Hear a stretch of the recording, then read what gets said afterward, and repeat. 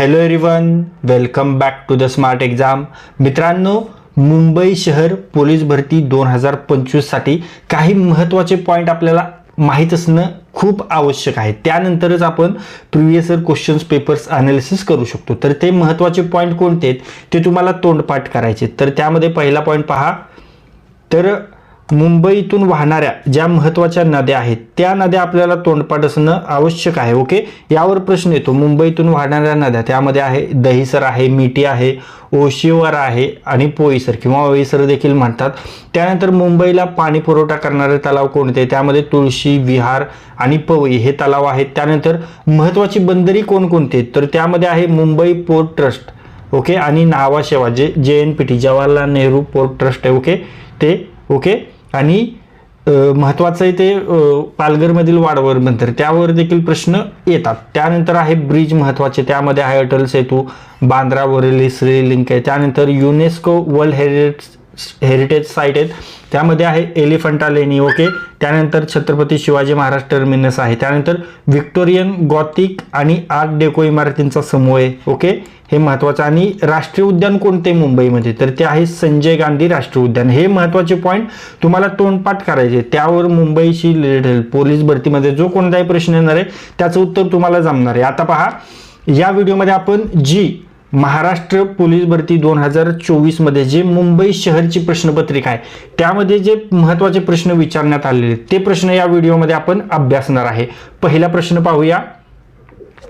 तर पहा, खालीलपैकी ग्रॅमी पुरस्कार जिंकणारा पहिला भारतीय कोण? मुंबई शहर 2024चा प्रश्न आहे पोलीस भरती.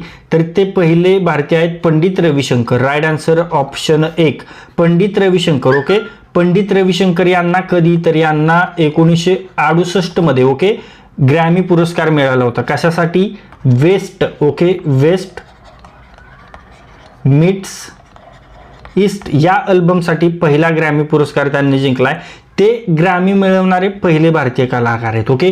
आता ऑप्शनमध्ये पहा पंडित शिवकुमार शर्मा, ओके, ग्रॅमी नामांकन झाले पण ते विजेते नाहीयेत. त्यानंतर पंडित विश्व मोहन भट यांना 1994 मध्ये ग्रॅमी पुरस्कार मिळालेला आहे. आणि उस्ताद झाकीर हुसेन, खूप महत्त्वाचं नाव आहे मित्रांनो, उस्ताद झाकीर हुसेन यांना तब्बल 5 वेळा ग्रॅमी पुरस्कार मिळाला आहे. त्यामुळे आता जी तुमची येणारी परीक्षा आहे 2025 ची त्यामध्ये कोणत्या ना कोणत्या जिल्ह्यामध्ये यावर प्रश्न येणारच आहे उस्ताद झाकीर हुसेन यांच्यावर.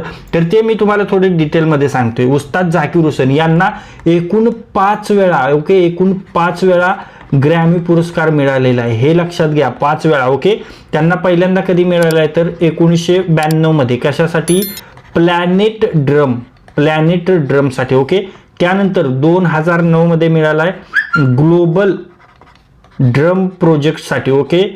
आणि 2024 मध्ये यांचं निधन देखील झाले. त्यामुळे या पार्श्वभूमीवर यांच्यावर प्रश्न येणार आहे, अपेक्षित आहे, हे लक्षात घ्या. त्यानंतर तिसरा मिळाला आहे फेब्रुवारी 2024 मध्ये. यामध्ये त्यांना 3 ग्रॅमी पुरस्कार मिळाले, हे लक्षात घ्या.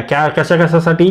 दिस मुवमेंट, ओके, दिस मुवमेंट. त्यानंतर पाश्तो आणि ॲज वी स्पीक याचा त्यामध्ये समावेश आहे. त्यांना ग्रॅमी पुरस्कार विविध वर्षांमध्ये सहयोगी प्रकल्पांसाठी मिळाला होता. त्यामध्ये 1992 सांगितलं प्लॅनेट ड्रम अल्बमसाठी सर्वोत्कृष्ट जागतिक संगीत अल्बम श्रेणीमध्ये पहिला ग्रॅमी पुरस्कार त्यांना मिळाला होता.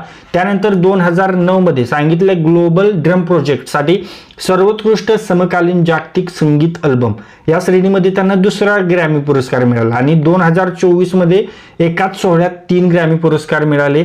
सांगितलं द मुवमेंटसाठी सर्वोत्कृष्ट जागतिक संगीत अल्बम, पाश्तोसाठी सर्वोत्कृष्ट जागतिक संगीत प्रदर्शन आणि ॲज वी स्पीक साठी सर्वोत्कृष्ट समकालीन वाद्य अल्बमसाठी हे 3 पुरस्कार त्यांना 2024 मध्ये मिळालेत. हे महत्त्वाचे येणार आहेत तुमच्या येणाऱ्या परीक्षेमध्ये. त्यानंतर समोरचा प्रश्न पाहूया.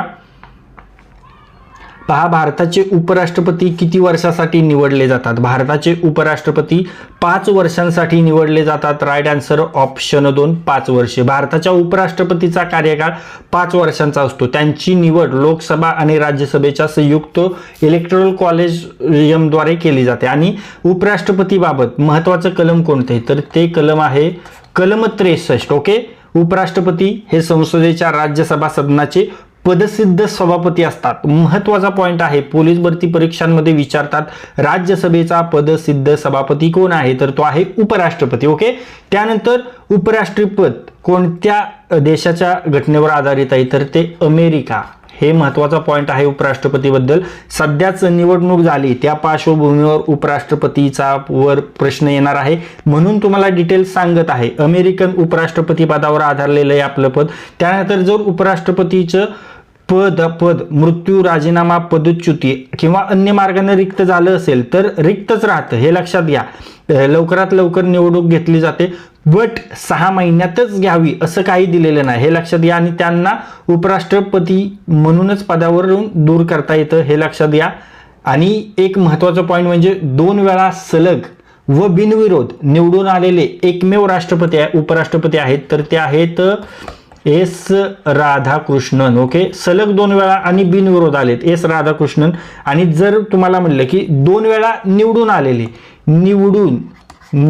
आलेले तर त्यामध्ये आहेत डॉक्टर हमीद अन्सारी, निवडून आलेले 2 वेळा. ओके, आणि बिनविरोध निवडून आलेल्यामध्ये आहेत एस राधाकृष्णन एक आहेत. त्यानंतर मोहम्मद हिदायतुल्ला.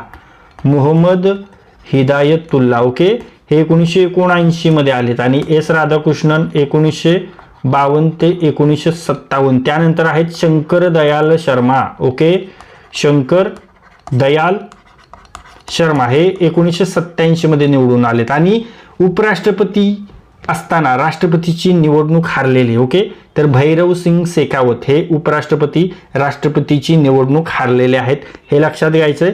आणि महत्वाचा पॉइंट तुम्हाला या पोलीस भरती परीक्षेमध्ये विचारण्यात येणार आहे, म्हणजे तो आहे सध्या उपराष्ट्रपती आपल्या भारताचे कोण आहेत. सध्याच जॉईन झालेत सप्टेंबरमध्ये CP राधाकृष्णन, हे सध्या आपल्या भारताचे उपराष्ट्रपती आहेत.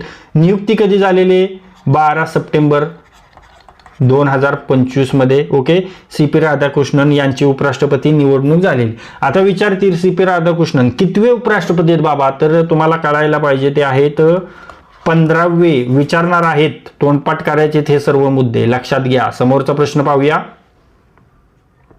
चला, मुंबई संबंधीचा प्रश्न आहे. तर मुंबई ट्रान्स हार्बर लिंक म्हणजेच MTHL कोणत्या 2 जिल्ह्यांना जोडतो, ज्यालाच म्हणतात अटल सेतू. तो आहे मुंबई रायगड दरम्यान. राईट आन्सर आहे option 1 Mumbai Raigad. Okay, Mumbai trans harbour link यालाच बोलतात अटल सेतू.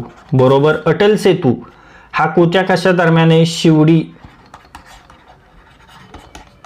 न्हावाशेवा. ओके, या दरम्यान आहे. म्हणजेच थोडक्यात शिवडी ते जो चिर्ले. ओके, या दरम्यान आहे. चिर्ले उरण तालुका आहे आणि रायगड जिल्ह्यामध्ये, म्हणून मुंबई ते रायगड दरम्यान हा अटल सेतू आहे. क्लिअर, याचं नाव आहे अटल बिहारी वाजपेयी शिवडी न्हावाशेवा अटल सेतू. ओके, याची लांबी किती आहे, तर लांबी आहे 21.8 किलोमीटर. ओके, 16.5 किलोमीटर तब्बल हे समुद्रामध्ये आहे. ओके, किती, 16.5 किलोमीटर. आणि जमिनीवर किती आहे हा सेतू, जमिनीवर आहे 5.3 किलोमीटर. ओके, 16.5 किलोमीटर समुद्र आणि 5.3 किलोमीटर जमीन आणि तब्बल 21.8 किलोमीटर लांबी. हा जोडणी कोणाला करतो, तर जे दक्षिण मुंबई. ओके, दक्षिण मुंबईतील शिवडी ते नवी मुंबई येथील न्हावाशेवाला जोडतो. ओके, आणि न्हावाशेवा जर नाव आलं तर न्हावाशेवा सर्वात मोठं कंटेनर बंदर आहे जवाहरलाल नेहरू बंदर JNPT. बरोबर, आणि या ब्रिजमुळे काय फायदा झालाय, तर जो प्रवासाचा वेळ आहे जो साधारणपणे 1.5 ते 2 तास लागायचा तो आता फक्त 20 ते 25 मिनिटांवर आलेला आहे, हे लक्षात घ्या.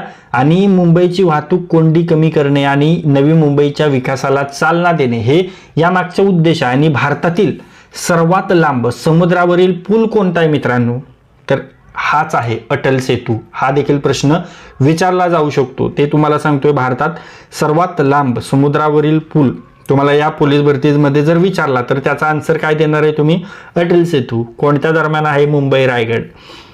लांबी किती, 21.8 किलोमीटर. बरोबर, आणि जर या अटल सेतूला केबल किती लागल्यात मित्रांनो, तर पृथ्वीला 7 प्रदक्षिणा होतील. आपली पृथ्वी त्या पृथ्वीला 7 प्रदक्षिणा होतील. ओके, 7 प्रदक्षिणा एवढी केबल या ब्रिजसाठी यूज केलेली आहे, हे देखील लक्षात ठेवायचं आहे. समोरचा प्रश्न पाहूया. पहा, मानवी शरीरातील सर्वात मोठी ग्रंथी आहे यकृत. राईट आन्सर ऑप्शन 1 यकृत. यालाच काय म्हणतात? यालाच बोलतात लिव्हर. ही मानवातील सर्वात मोठी ग्रंथी आहे. ही काय करते? पचनासाठी आवश्यक असणारं पित्तरस तयार करते आणि शरीरातील विषारी द्रव्य निष्क्रिय करते. ओके, पित्त तुम्हाला सरळ विचारतील, पित्त कुठे तयार होतं? तर पित्त यकृतात तयार होतं. मानवी शरीरातील सर्वात मोठी ग्रंथी कोणती आहे? ती आहे यकृत. तिचं वजन किती आहे? वजन आहे 1.4 ते 1.6 kg. ओके, यकृत पित्तरस तयार करते, बरोबर. पचनासाठी फार महत्वाचं आहे ते पित्तरस. आणि लाल रक्तपेशींचं विघटन कुठे होतं? ते देखील यकृतातच होतं. आणि जास्तीची शर्करा ग्लायकोजनच्या स्वरूपात कुठे साठवली जाते? यकृतातच साठवली जाते. आणि युरिया यकृताच्याच माध्यमातून तयार होतो. आणि यकृत शरीरातील अंतर्गत सर्वात मोठा अवयव आहे. ओके, त्यानंतर पित्ताशयात एका वेळी 50 ml पित्त तयार होते. आणि यकृतात कशाची निर्मिती होते? यकृतात हिपॅरिनची निर्मिती होते. हिपॅरिन कशाला आवश्यक आहे? रक्त गोठणे. ओके, हिपॅरिनची निर्मिती यकृतात होते, त्यामुळे शरीरात रक्त गोठत नाही. आणि यकृत काय करते? फायब्रिनोजन नावाचं प्रोटीन तयार करतं, त्यामुळे रक्त शरीराबाहेर आल्यास गोठतं. ओके, यकृतच काय करतंय? फायब्रिनोजन नावाचं प्रोटीन तयार करतं, त्यामुळे जेव्हा आपल्याला कापतं बघा, तेव्हा जेव्हा रक्त शरीराबाहेर येतं आणि ते तिथंच गोठतं, त्याला कारणीभूत काय, कोणतं प्रोटीन आहे विचारतील, सांगायचंय फायब्रिनोजन. त्यानंतर यकृतात व्हिटॅमिन ए आणि व्हिटॅमिन डी साठवले जातात. आणि यकृत जे अमोनिया त्याचं रूपांतर कशामध्ये करतंय? युरियामध्ये करतं. यकृताच्या पेशी रक्तातील बिलिरुबिन शोषून घेतात. जास्त प्रमाणात व्हिटॅमिन ए सेवन झाल्यास त्याचा थर यकृतावर साचतो. यकृताचा काही भाग कापला तर पुन्हा निर्माण होऊ शकतो. यकृताला काय म्हणतात? तपासणी नाका म्हणतात. काय बोलतात त्याला? चेक पॉइंट म्हणतात. कारण यकृत आपल्या शरीरातील सर्व विषारी घटक शोषून घेतो. आणि मानवाचा मृत्यू अन्न पदार्थातील विषबाधेमुळे झालाय काय हे शोधण्यासाठी कशाची मदत घेतली जाते? यकृतासाठी, फॉरेन्सिक मध्ये. पहा. ओके, त्यानंतर पुढे पाहूया. आता मित्रांनो, तुमच्यासाठी सूचना आहे. पहा, तुमची जी येणारी पोलीस भरती त्यावर आपण फोकस करून एक PYQ अनालिसिस बॅच चालू केलेली आहे. यामध्ये आपण सर्व प्रकारचे प्रश्न घेतोय. जे टॉपिक आहेत त्या टॉपिकचे आपण सब टॉपिक केलेत, मायक्रो अनालिसिस करून सब टॉपिक काढलेत आणि त्या टॉपिकवर आपण अशा पद्धतीचे डिटेल अनालिसिस केलेले व्हिडिओ पाहतोय. आणि जे काही PYQ प्रश्न आहेत पोलीस भरती परीक्षांमध्ये विचारलेले, ते पोलीस भरती परीक्षांमध्ये विचारलेले प्रश्न घेतोय. सतत रिपीट झालेले प्रश्न घेतोय. प्रश्न कसा विचारला ते देखील तुम्हाला सांगतो. आणि अशा पद्धतीने करंट रिलेटेड कोणता प्रश्न तुम्हाला विचारला जाऊ शकतो हे देखील आपण त्यामध्ये सांगतो. त्यामुळे तुमच्या येणाऱ्या परीक्षेसाठी ही बॅच खूप महत्वाची आहे. आणि ही बॅच तुम्हाला कशी मिळणार आहे? तर त्यासाठी तुम्हाला आपलं smart exam app play store वरून डाउनलोड करायचंय. आणि त्यामध्ये पोलीस भरती PYQ अनालिसिस बॅच हा नावाचं टायटल असलेलं थंबनेल दिसेल, त्यावर क्लिक करायचे आणि तिथे जाऊन ती बॅच जॉईन करायची. जस्ट बॅच सुरू झालेली, डेली आपण व्हिडिओ टाकतो. आज तुम्हाला अभ्यासक्रम दिला जातो आणि त्यावर उद्या आपण लेक्चर घेत असतो. अशा पद्धतीची ती बॅच आहे. त्यामुळे परीक्षेला एक अभ्यास करायची तुम्हाला दिशा कळणार आहे, अशा पद्धतीची बॅच आहे. आज तुम्हाला अभ्यासक्रम दिला की उद्या त्यावर व्हिडिओ अनालिसिस क्वेश्चनचं होतं, त्यामुळे तुम्हाला ते जो टॉपिक तुम्ही केलाय तो व्यवस्थित समजून जातो. त्यामुळे ती बॅच महत्वाची. आणि त्यासाठी फक्त आणि फक्त 109 एवढी माफक फी आहे. तिची ओरिजिनल प्राइस आहे 299. ओके, बट सध्या आपण ऑफर देतोय. ऑफर मध्ये जर घेतली तर तुम्हाला 109 मध्ये मिळेल. त्यामुळे आजच ती बॅच घ्या आणि आपल्या अभ्यासाला एक वेगळी दिशा द्या. आता पहा, खालीलपैकी कोणती युनेस्को वर्ल्ड हेरिटेज साईट नाही? युनेस्को वर्ल्ड हेरिटेज साईट नाही.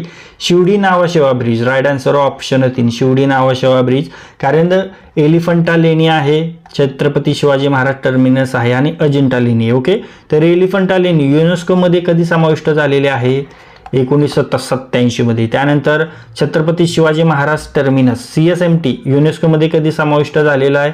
2004 मध्ये. अजिंठा लेणी युनेस्कोमध्ये कधी समाविष्ट झालेलं आहे? 1983 मध्ये. ओके, हे लक्षात ठेवायचं. आणि छत्रपती शिवाजी महाराजांचं यांचं किल्ले वैभव असलेले सध्या एकूण 12 किल्ले मित्रांनो, 12 किल्ले युनेस्कोच्या जागतिक वारसा यादीत समाविष्ट झालेले आहेत, हे लक्षात घ्या.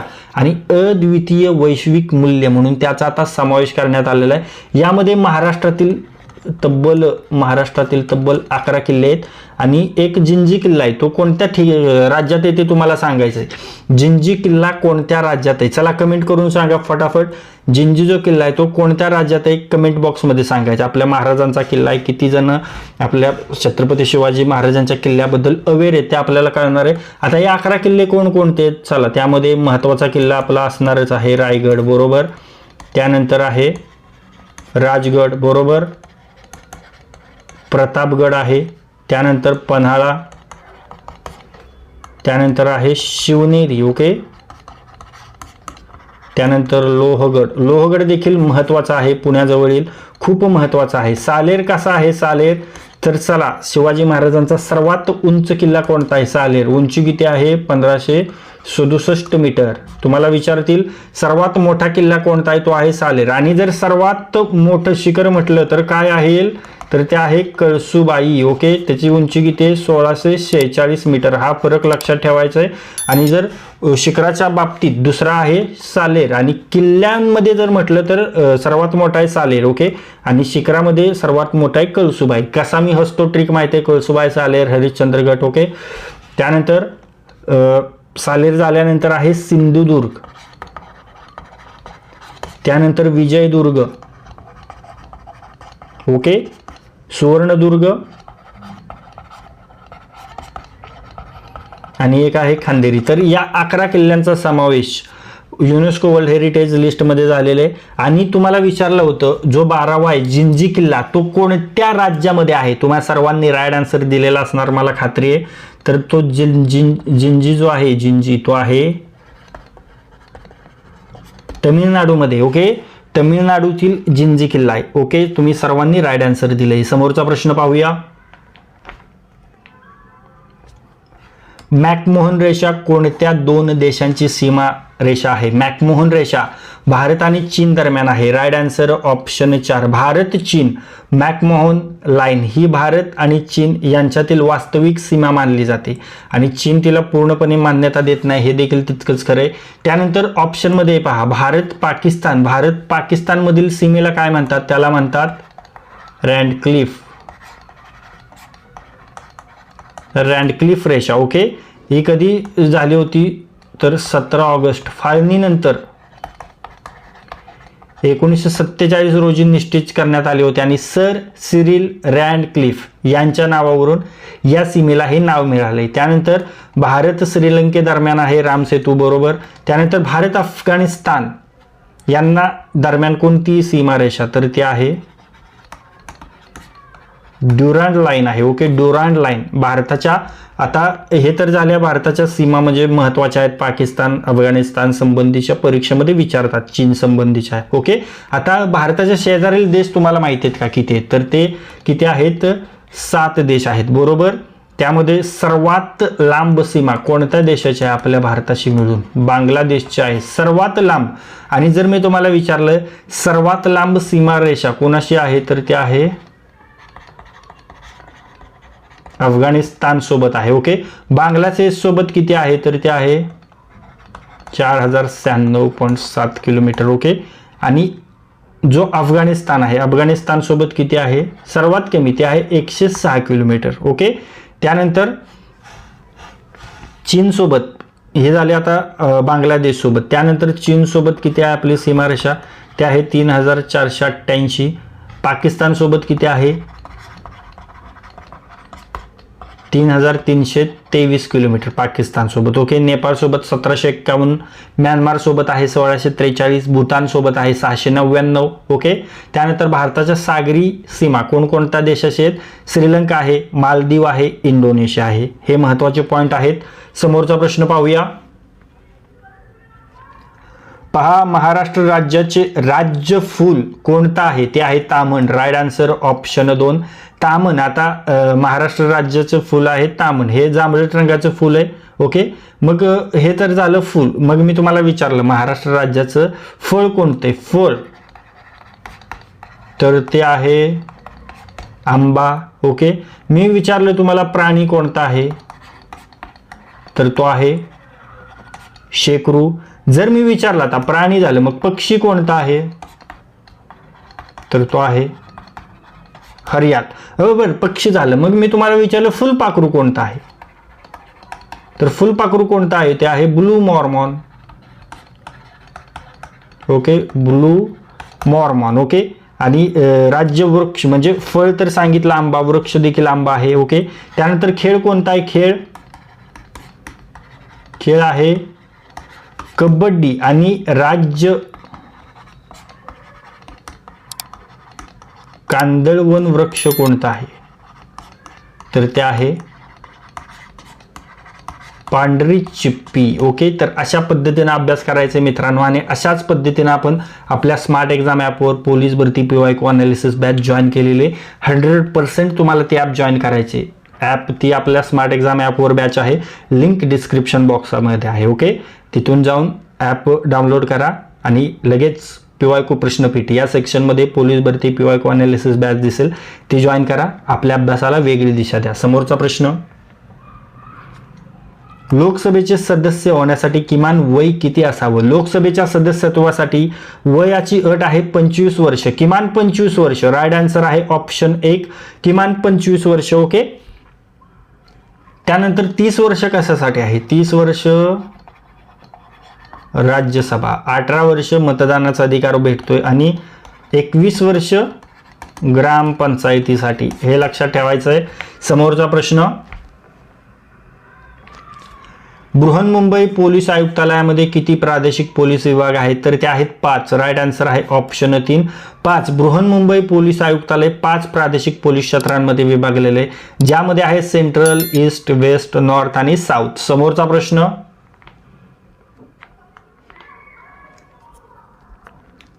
माहिती अधिकार कायद्यात कोण मोडत नाही? माहिती अधिकार कायद्यात खाजगी संस्था मोडत नाहीत. राईट आन्सर ऑप्शन 3 खाजगी संस्था. माहिती अधिकार कायदा RTI ऍक्ट 2005 सार्वजनिक प्राधिकरणांवर लागू होतो.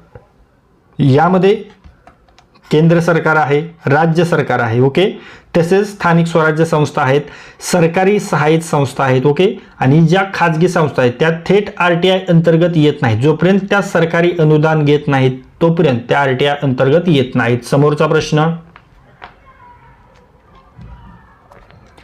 मुंबई शहर आणि मुंबई उपनगर जिल्हा मिळून एकूण किती लोकसभा मतदारसंघ आहेत? तर ते आहेत 6. राईट आन्सर आहे ऑप्शन 1 6. मुंबईमध्ये एकूण 6 लोकसभा मतदारसंघ आहेत. त्यामध्ये मुंबई दक्षिण, मुंबई दक्षिण मध्य, मुंबई उत्तर, मुंबई उत्तर मध्य, मुंबई उत्तर पूर्व, मुंबई उत्तर पश्चिम हे 6 मतदारसंघ आहेत. ओके, आणि विधानसभा मतदारसंघ किती आहेत? तर ते आहेत 36. चला आता एक एक्स्ट्रा सांगतो. लोकसभेचे आपल्या महाराष्ट्रामध्ये किती मतदारसंघ आहेत? तर ते आहेत 48. विधानसभा तर ते आहेत 288. ओके, विधान परिषद सदस्य किती? 78.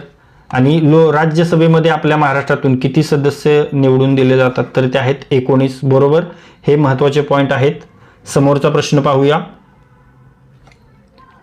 मराठी भाषा गौरव दिन कधी असतो? मराठी भाषा गौरव दिन असतो 27 फेब्रुवारी. राईट आन्सर ऑप्शन 2 27 फेब्रुवारी. बरोबर, तर का 27 फेब्रुवारीच का?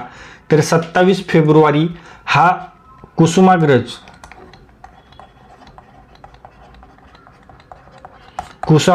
यांचा जयंती दिन असतो आणि याच दिवशी मराठी भाषा गौरव दिन साजरा केला जातो. आता 1 मेला कोणता दिवस साजरा केला? आपल्या महाराष्ट्राची स्थापना कधी झाली मित्रांनो? तर ती 1 मे 1960 आणि त्या दिवशी आपण कोणता दिवस साजरा करतो? महाराष्ट्र दिन. त्यानंतर 26 नोव्हेंबरला आपण कोणता दिवस साजरा करतो? तर तो दिवस आहे संविधान दिन. 4 जानेवारीला आपण कोणता दिवस साजरा करतो? World Braille day. समोरचा प्रश्न, NDPS ॲक्टचे फुल फॉर्म काय आहे? NDPS ॲक्टचा फुल फॉर्म आहे narcotic drugs and psychotropic substance test ॲक्ट. Okay, right answer option 1, narcotic drugs and psychotropic substances act. Okay, हा कधीचा आहे? हा आहे 1985चा. हा भारतातील अंमली पदार्थ, मादक द्रव्य व मनप्रभावी पदार्थांच्या नियंत्रणासाठी असलेला प्रमुख कायदा आहे. यात ड्रग्जची बेकायदेशीर निर्मिती, साठवणूक, वाहतूक, विक्री व वापर यांवर कठोर शिक्षा असते. समोरचा प्रश्न, वांद्रा वरळी सी लिंक कोणत्या वर्षी सुरू करण्यात आला? 2009. Right answer option 2, 2009. Bandra Worli sea link, यालाच कोणतं नाव आहे? Rajiv Gandhi sea link. हा कधी? 30 जून 2009 रोजी सर्वसामान्यांसाठी खुला करण्यात आला आणि हे मुंबईतील महत्त्वाचं केबल स्टेड पूल आहे. समोरचा प्रश्न, मेळघाट येथील प्रोजेक्ट टायगर कोणत्या जिल्ह्यात आहे? मेळघाट येथील प्रोजेक्ट टायगर आहे अमरावतीमध्ये. Right answer option 3, Amravati. Melghat tiger reserve महाराष्ट्रातील अमरावती जिल्ह्यात आहे आणि हे भारतातील सर्वात जुन्या टायगर रिझर्व पैकी एक आहे. ओके, ऑप्शनमध्ये आहे गडचिरोली, तर तिथे आहे ताडोबा. चंद्रपूरमध्ये आहे ताडोबा अंधारे टायगर रिझर्व आणि यवतमाळमध्ये आहे टिपेश्वर. समोरचा प्रश्न पाहूया, खालीलपैकी कोणते राष्ट्रीय उद्यान मुंबईमध्ये आहे? राष्ट्रीय उद्यान मुंबईमध्ये आहे संजय गांधी राष्ट्रीय उद्यान. Right answer option 2, Sanjay Gandhi राष्ट्रीय उद्यान. हे मुंबई ठाणे प्रदेशात आहे. यास बोरिवली राष्ट्रीय उद्यान असंही म्हटलं जातं. पुढे पाहूया,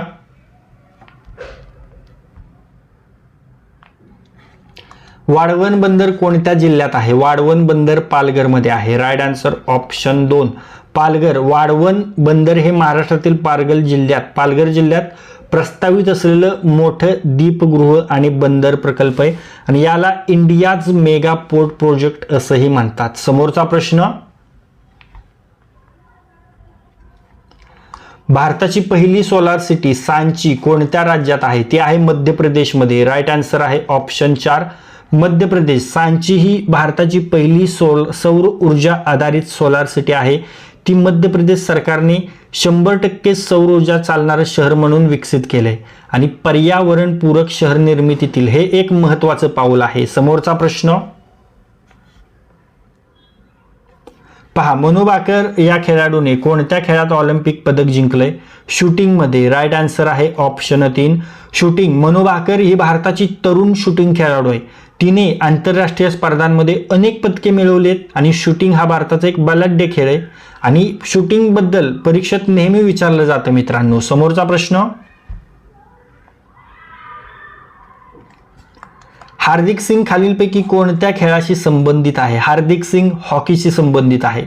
right answer option 3, hockey. Hardik Singh हा भारतातील पुरुष हॉकी संघातील मधल्या फळीतील महत्त्वाचा खेळाडू आहे. समोरचा प्रश्न,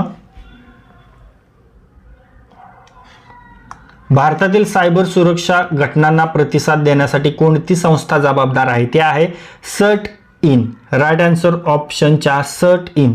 सर्ट इन म्हणजे Indian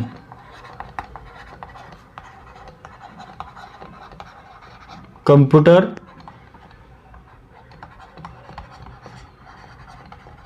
emergency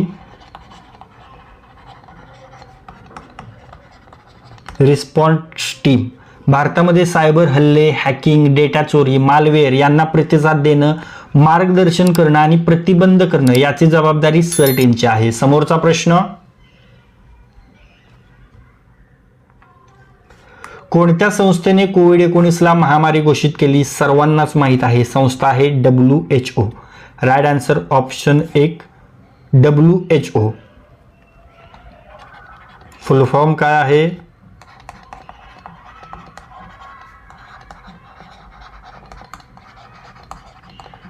world health organisation. Okay, WHO ने 11 मार्च 2020 रोजी कोविड-19ला जागतिक महामारी म्हणजेच काय पॅन्डेमिक घोषित केलं होतं. हा प्रश्न अनेक वेळा विचारलेला आहे, हे लक्षात घ्या. समोरचा प्रश्न, देशाचे दुसरे चीफ ऑफ डिफेन्स स्टाफ म्हणून कोणाची नियुक्ती करण्यात आली? त्यावेळेचा करंट रिलेटेड प्रश्न आहे. Anil Chauhan. Right answer option 2 Anil Chauhan. General Anil Chauhan हे भारताचे दुसरे CDS आणि भारताचे पहिले CDS कोण होते? तर ते आहेत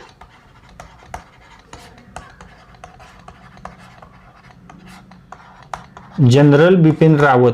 CDS हे तिन्ही सैन्य दलाचे समन्वय करणारे सर्वोच्च लष्करी पद आहे. समोरचा प्रश्न, तुळशी तलाव कोणत्या शहरामध्ये आहे? तुळशी तलाव मुंबईमध्ये आहे. Right answer option 3 Mumbai. Tulshi तलाव हा संजय गांधी नॅशनल पार्क मुंबई येथे आहे. मुंबईच्या पाण्याचा पुरवठ्याचे हे एक महत्त्वाचं स्रोत आहे. समोरचा प्रश्न, कोणती नदी मुंबईतून वाहते? मुंबईतून वाहते मिठी नदी. राईट आन्सर आहे ऑप्शन 4 मिठी. मुंबईतील मुख्य नदी मिठी माहीम सांताक्रूझ क्षेत्रात ही वाहते. समोरचा प्रश्न,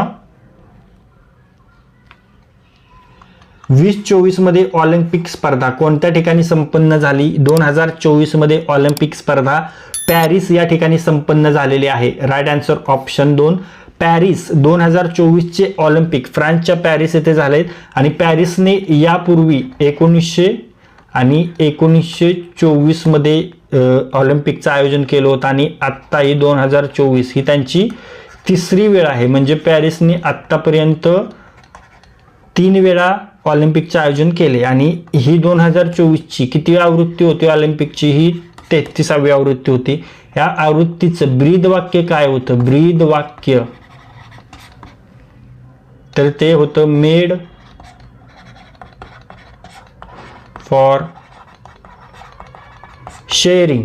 आता तुमच्यासाठी मी एक प्रश्न विचारतो, चला कमेंट करा. 2028चं ऑलिम्पिक कोणत्या ठिकाणी होणार आहे? 5 मिनिटं 5-10 सेकंद वेळ आहे तुमच्यासाठी. आन्सर कमेंट करा. 2028चे ऑलिम्पिक. चला बघूया कोण किती तत्परतेने अभ्यास करते.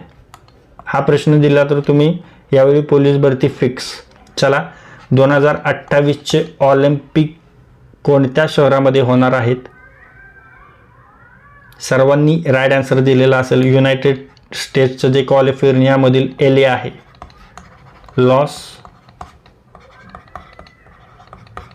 एंजेलिस. तर या ठिकाणी 2028चे ऑलिम्पिक होणार आहेत. समोरचा प्रश्न, मित्रांनो हीच ती वेळ आहे, हाच तो क्षण आहे. तुमच्या बऱ्याच मित्रांनी आपली police PYQ analysis batch join केलेली आहे. तुम्ही खूप मागे राहू नये यासाठी तुम्ही आत्ताच ती बॅच जॉईन करा आणि आपल्या अभ्यासाला एक वेगळी दिशा द्या. यामध्ये आपण तुमचे जे काही पोलीस PYQ क्वेश्चन्स आहेत ते पोलीस भरती परीक्षेचे जे मागील परीक्षा झाल्या त्या मागील परीक्षाच्या प्रश्नपत्रिकांमधून घेतलेले हे प्रश्न आपण फुल डिटेलमध्ये अभ्यासतो. त्यामध्ये अनालिसिस करून म्हणजे टॉपिक सब टॉपिक वाईज मायक्रो अनालिसिस करून आपण ते क्वेश्चन्स तुमच्यापर्यंत आणत असतो.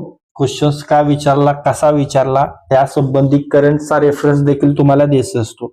अशा पद्धतीची जी बॅच आहे तिची ओरिजिनल प्राइस आहे 299. बट आज जर तुम्ही ती घेतली तर तुम्हाला ती फक्त आणि फक्त 109 रुपयांमध्ये मिळणार आहे. त्यामुळे आत्ताच ती बॅच जॉईन घ्या.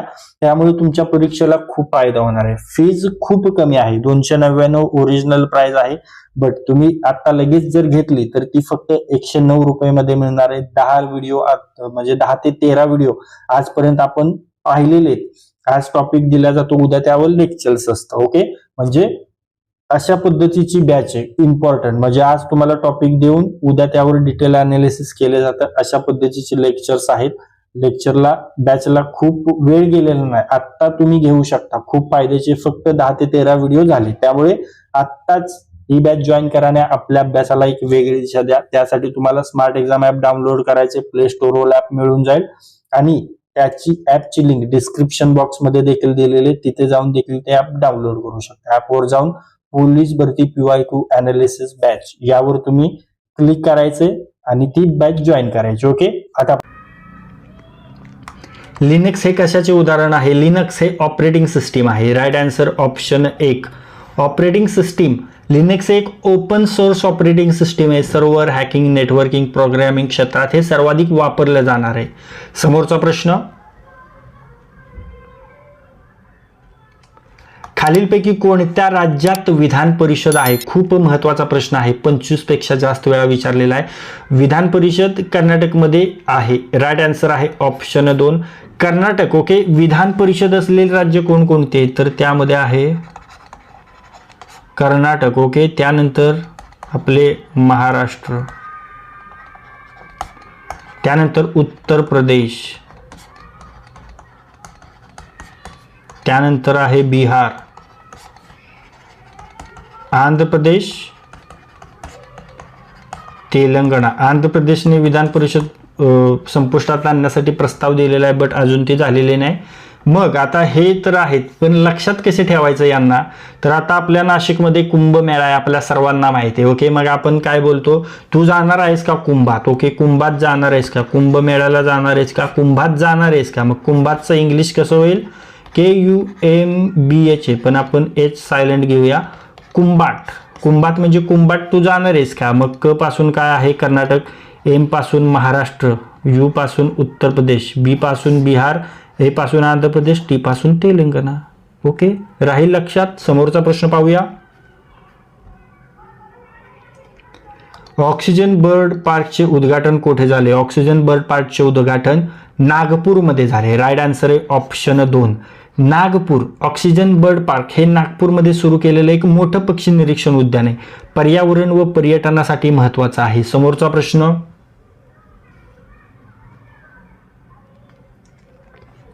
राजा जॉर्ज पंचम आणि राणी मेरी यांच्या भेटीच्या स्मरणार्थ कोणती वास्तू बांधली गेली? खूप महत्त्वाचा प्रश्न आहे. मुंबई म्हटले की हा प्रश्न येतोच. Right answer option 2 gateway of India. कधी बांधलेलं? 1911 मध्ये. जॉर्ज पंचम आणि मेरी यांच्या भेटीच्या निमित्तानं हे उभारले गेलेली वास्तू आहे. समोरचा प्रश्न. व्हीव्हीपॅट म्हणजे काय? व्हीव्हीपॅट म्हणजे voter verified paper audit trail. Right answer option 3 voter verified paper audit trail. VVPAT हे EVM वर दिलेला मताचा कागदी पुरावा दाखवणारे यंत्र आहे. समोरचा प्रश्न. अर्थशास्त्र हे पुस्तक कोणी लिहिले? अर्थशास्त्र हे पुस्तक कौटिल्य यांनी लिहिले. Right answer option 4 Kautilya. Arthashastra हे प्राचीन भारतातील राज्यकारभार, अर्थव्यवस्था, मुत्सद्देगिरी यावर आधारित ग्रंथ असून तो कौटिल्य यांनी लिहिलेला ग्रंथ आहे. समोरचा प्रश्न. वारली चित्रकला भारतातील कोणत्या राज्याची लोककला आहे? वारली चित्रकला ही महाराष्ट्राची लोककला आहे. Right answer option 1 Maharashtra. Warli चित्रकला ही आपल्या महाराष्ट्रामध्ये ठाणे, पालघर या भागात असते.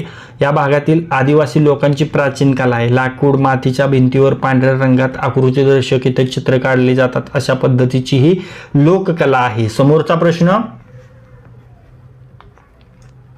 खालीलपैकी सर्वात वरिष्ठ दर्जाचं पद कोणतं आहे? ते आहे पोलीस आयुक्त. राईट आन्सर ऑप्शन 2 पोलीस आयुक्त. पोलीस आयुक्त सर्वात वर आहे, त्यांच्या खाली विशेष पोलीस आयुक्त आहे, त्यांच्या खाली अप्पर पोलीस आयुक्त आहे, त्यांच्या खाली सहपोलीस आयुक्त. ओके, म्हणून सर्वोच्च पद आहे पोलीस आयुक्त. समोरचा प्रश्न. भारतीय नागरी सुरक्षा संहिता कोणत्या कायद्याच्या बदल्यात लागू करण्यात आली? फौजदारी प्रक्रिया संहिता CRPC याच्या बदल्यात लागू करण्यात आली. राईट आन्सर ऑप्शन 2 फौजदारी प्रक्रिया संहिता CRPC. ओके, तर नवीन कायदे जे लागू झाले त्यामध्ये भारतीय नागरी सुरक्षा संहिता BNSS ही CRPCच्या जागी फौजदारी प्रक्रिया संहिता CRPCच्या जागी लागू करण्यात आली. ओके, मग तुम्हाला विचारतील IPCच्या जागी भारतीय दंड संहिताच्या जागी काय लागू करण्यात आलं? ओके,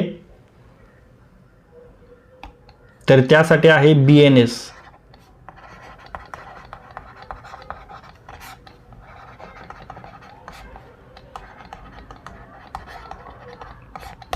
भारतीय न्याय संहिता. मग तुम्हाला विचारतील भारतीय साक्ष्य अधिनियम, भारतीय साक्षी पुरावा अधिनियम. ओके, एव्हिडन्स ऍक्टच्या जागी काय आलं? तर ते तुम्हाला सांगायला यायला हवं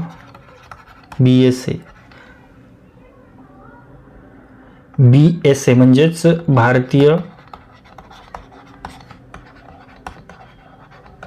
साक्ष्य अधिनियम. ओके, कोणत्या कायद्याच्या बदल्यात, तर तो आहे भारतीय साक्षी पुरावा अधिनियम, एव्हिडन्स ॲक्टच्या जागी BSA भारतीय साक्ष अधिनियम. ओके, म्हणून इथं BNSS CRPCच्या जागी घेतलेलं आहे. ओके, तर मित्रांनो आत्तापर्यंत जे काही प्रश्न आपण पाहिलेत त्या प्रश्नापैकी काही प्रश्न मी तुम्हाला विचारणार आहे, त्याचे उत्तर तुम्हाला कमेंट बॉक्समध्ये सांगायचं आहे. तुमच्यासाठीचा पहिला प्रश्न पहा. वांद्रा वरळी सी लिंक कोणत्या वर्षी सुरू करण्यात आला? फुल डिटेल मध्ये पाहिलेला प्रश्न आहे. आन्सर तुम्हाला कमेंट करायचं, इयर कमेंट करा. तुमच्यासाठीचा समोरचा प्रश्न, खालीलपैकी कोणते राष्ट्रीय उद्यान मुंबईमध्ये आहे? मुंबईमध्ये असलेले राष्ट्रीय उद्यान तुम्हाला सांगायचे. फुल डिटेलमध्ये पाहिलेला प्रश्न आहे, आन्सर कमेंट करा. ओके, तर मित्रांनो तुम्हाला पुन्हा एकदा आठवण करून देतो. मित्रांनो हीच ती वेळ आहे, हाच तो क्षण आहे. तुम्ही पोलीस भरतीचा फॉर्म जर भरलेला आहे तर पोलीस भरतीचे जे मागील प्रिव्हियस इयर क्वेश्चन्स आहेत ते रिवाईज करणं, त्याची वारंवार रिपिटेशन करणं, वाचणं खूप गरजेचं आहे. आणि अशाच तुमच्या वाचनासाठी आपण तुमच्यासाठी घेऊन आलेलो आहे पोलीस भरती PYQ अनालिसिस क्वेश्चन सिरीजची बॅच. आणि त्यामध्ये आपण पोलीस भरती परीक्षांमध्ये जे काही प्रश्न विचारलेले आहेत ते प्रश्न फुल डिटेलमध्ये अनालिसिस करतोय. त्यामध्ये टॉपिक वाईज, सब टॉपिक वाईज मायक्रो अनालिसिस केलेलं आहे आणि प्रत्येक टॉपिकवर आपण एक वेगळा व्हिडिओ बनवलेला आहे. त्यामध्ये लाईव्ह व्हिडिओ असतात किंवा रेकॉर्डेड लेक्चर्स देखील असतात. अशा पद्धतीची बॅच आहे. त्यामध्ये पोलीस भरती परीक्षांमध्ये 2024 पर्यंत जे काही जिल्ह्यांमध्ये प्रश्नपत्रिका आहेत त्या प्रश्नपत्रिकांमध्ये विचारलेले प्रश्न आहेत ते प्रश्न त्या बॅचमध्ये आपण कव्हर करून घेतोय. आणि अशा पद्धतीची बॅच आहे ती फक्त तुम्हाला 109 मध्ये मिळणार आहे. त्याची ओरिजिनल प्राइस आहे 299. बट बॅच लॉन्चिंगची जी ऑफर आहे त्यामध्ये जर तुम्ही ही बॅच घेतली तर ती आज तुम्हाला फक्त 109 रुपयांमध्ये मिळणार आहे. म्हणजे 100 रुपयांमध्ये तुम्हाला पोलीस भरतीच्या उंबरठ्यावर नेऊन ठेवणारी ही बॅच आहे. त्यामुळे आत्ताच आपलं स्मार्ट एक्झाम ॲप डाउनलोड करा. प्ले स्टोअरवर जावा, डायरेक्ट स्मार्ट एक्झाम टाकलं तर आपलं ॲप येतं किंवा या व्हिडिओच्या डिस्क्रिप्शन बॉक्समध्ये आपण लिंक दिलेली आहे, त्यावर लिंकवर क्लिक करा, डायरेक्ट ते ॲप दिसेल. ॲप डाउनलोड करा, OTP येईल, OTP फटाफट टाका. लगेच OTP टाकला की ॲपचं ॲक्सेस तुम्हाला मिळणार आहे. त्या ॲपवर PYQ प्रश्नपीठ हे सेक्शन आहे, त्या सेक्शनमध्ये जा आणि लगेच पोलीस भरती PYQ अनालिसिस बॅचवर क्लिक करा. बाय नाववर क्लिक करा आणि फक्त 109 म्हणजे 100 रुपयांच्या किमतीमध्ये ही बॅच घ्या. यामध्ये आत्ताच बॅच सुरू झालेली. आता यामध्ये जवळजवळ 21 ते 22 व्हिडिओ झालेले आहेत. यामध्ये आज तुम्हाला अभ्यासक्रम दिला जातो, त्यावर उद्या पोलीस भरतीच्या क्वेश्चन्सचं अनालिसिस केलं जातं, PYQ अनालिसिस केलं जातं. अशा पद्धतीची महत्त्वाची बॅच आहे. त्यामुळे आत्ताच ती बॅच जॉईन करा आणि आपल्या अभ्यासाला एक वेगळी दिशा द्या. तर मित्रांनो या व्हिडिओमध्ये आज आपण तुमच्या येणाऱ्या पोलीस भरती 2025 वर फोकस करून पोलीस भरती 2025 मध्ये ज्या मित्रांनी बृहन्मुंबई पोलीस आयुक्तालय 2025 सिंपल भाषेत सांगायचं झालं तर मुंबई शहर पोलीस भरती 2025 साठी फॉर्म भरलेला आहे त्या मित्रांसाठी या व्हिडिओमध्ये आपण मुंबई शहर 2024 ची जी प्रश्नपत्रिका आहे त्या प्रश्नपत्रिकेमध्ये जे सामान्य ज्ञान GKचे प्रश्न विचारलेले आहेत त्या सर्व प्रश्नांवर आपण डिटेलमध्ये अनालिसिस केलेलं आहे. आणि उद्या या येणाऱ्या परीक्षेमध्ये कोणते प्रश्न अपेक्षित आहेत ते देखील तुम्हाला सांगितले. अशा पद्धतीचे हा व्हिडिओ, या व्हिडिओमधील सर्व प्रश्न PYQ आहेत, हे सर्व प्रिव्हियस इयर क्वेश्चन्स आहेत. त्यामुळे तुमच्या येणाऱ्या परीक्षेमध्ये या व्हिडिओमधील 4 ते 5 प्रश्न तुम्हाला नक्कीच दिसणार आहेत. त्यामुळे हा व्हिडिओ जास्तीत जास्त वेळा रिवाइज करा. आणि जर हा व्हिडिओ तुम्हाला युजफुल वाटला असेल तर या व्हिडिओला लाईक करा. हा व्हिडिओ आपल्या कमीत कमी 10 मित्रांसोबत शेअर करा. आणि जर हा व्हिडिओ तुम्ही पहिल्यांदाच आपल्या स्मार्ट एक्झाम चॅनलवर पाहत असाल तर आपल्या स्मार्ट एक्झाम चॅनलला सबस्क्राईब करा आणि बेल आयकॉनला हिट करा. तर लाईक करा, शेअर करा आणि सबस्क्राईब करा. थँक्यू.